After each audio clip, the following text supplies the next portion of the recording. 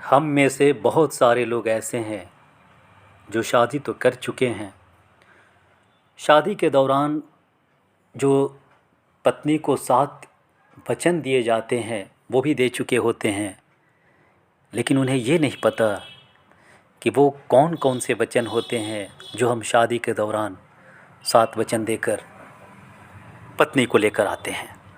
तो आज मैं यही जानकारी देने वाला हूँ कि शादी के दौरान हिंदू धर्मों में हम कौन से 7 वचनों को पत्नी को वहाँ देते हैं, फिर घर लेकर आते हैं।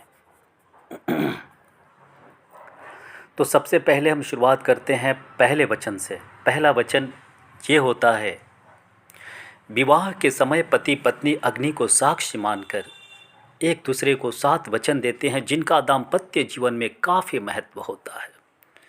आज भी यदि इनके महत्व और अर्थ को समझ लिया जाता है, आत्मसात कर लिया जाता है, तो वैवाहिक जीवन में आने वाली कई समस्याओं से राहत पाई जा सकती है।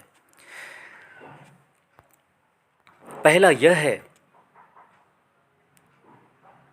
पत्नी यह वचन मांगती है कि यदि आप कभी तीर्थ यात्रा को जाओ तो मुझे भी अपने संग लेकर जाना। कोई व्रत, उपवास अथवा अन्य धर्म कार्य करें तो आज की भांति ही मुझे अपने वाम भाग में अवश्य स्थान दें। यदि आप इसे स्वीकार करते हैं तो मैं आपके वामांग में आना स्वीकार करती हूँ। यह पहला वचन मांगती है। दूसरा वचन मांगती है कि जिस प्रकार आप अपने माता पिता का सम्मान करते हैं उसी प्रकार मेरे माता पिता का भी सम्मान करें तथा कुटुंब की मर्यादा के अनुसार धर्मानुष्ठान करते हुए ईश्वर भक्त बने रहें, तो मैं आपके वामांग में आना स्वीकार करती हूँ। यहाँ इस वचन के द्वारा कन्या की दूरदृष्टि का आभास होता है। उपरोक्त वचन को ध्यान में रखकर वर को अपने ससुराल पक्ष के साथ सद्व्यवहार के लिए अवश्य विचार करना चाहिए। तीसरा वचन यह मांगती है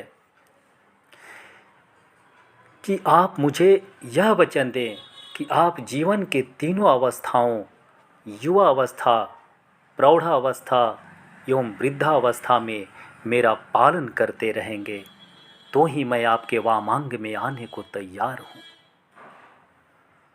और चौथा वचन यह मांगती है कि अब तक आप घर परिवार की चिंता से पूर्णतः मुक्त थे। अब जबकि आप विवाह बंधन में बंधने जा रहे हैं तो भविष्य में परिवार की समस्त आवश्यकताओं की पूर्ति का दायित्व आपके कंधों पर है। यदि आप इस भार को वहन करने की प्रतिज्ञा करें तो ही मैं आपके वामांग में आ सकती हूँ। इस वचन में कन्या वर को भविष्य में उसके उत्तरदायित्वों के प्रति ध्यान आकृष्ट करती है।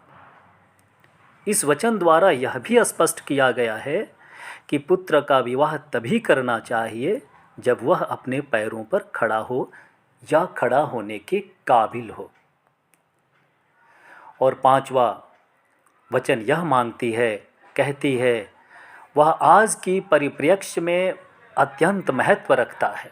वह कहती है कि अपने घर के कार्यों में लेन देन अथवा अन्य किसी हेतु खर्च करते समय यदि आप मेरी भी मंत्रणा लिया करें तो मैं आपके वामांग में आना स्वीकार करती हूँ। यह वचन पूरी तरह से पत्नी के अधिकारों को रेखांकित करता है।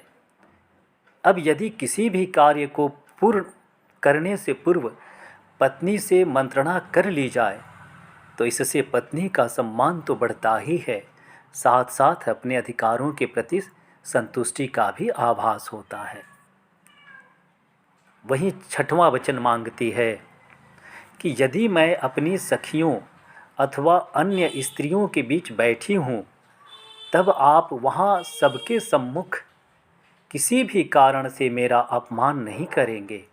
यदि आप युवा अथवा अन्य किसी भी प्रकार के दुर्व्यसन से अपने आप को दूर रखें तो ही मैं आपके वामांग में आना स्वीकार करती हूँ।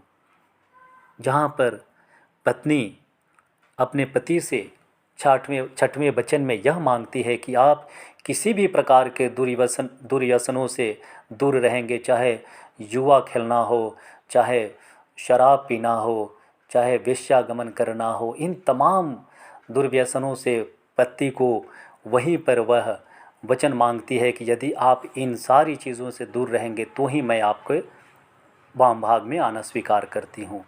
और सातवां, जो आखिरी अंतिम वचन के रूप में कन्या यह वर मांगती है कि आप पराई स्त्रियों को माता के समान समझेंगे और पति पत्नी के आपसी प्रेम के मध्य अन्य किसी को भागीदार न बनाएंगे।